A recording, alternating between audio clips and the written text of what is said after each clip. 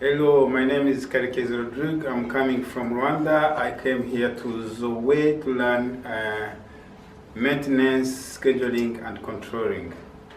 What you have learned so far, we have learned so many things, among others, scheduling, maintenance, and controlling.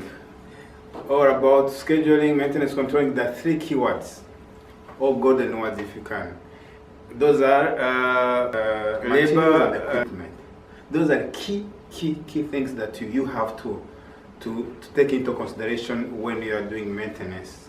People, because you need people, qualified people, to not mess up with the maintenance activities. You need materials, enough materials, strong materials that can help you to achieve your maintenance activities, and also you need equipment. Apart from that, we have learned so many things, but the most important thing that I have learned so far is how to make maintenance log sheets. And maintenance log sheet it shows the roadmap, what you have to do on a daily basis, who should have to do that, and which materials you need to do and when.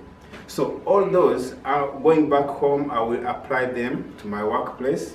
And I make sure that people working with me, that they know how to make log sheet, maintenance log sheet, to better do their maintenance activities.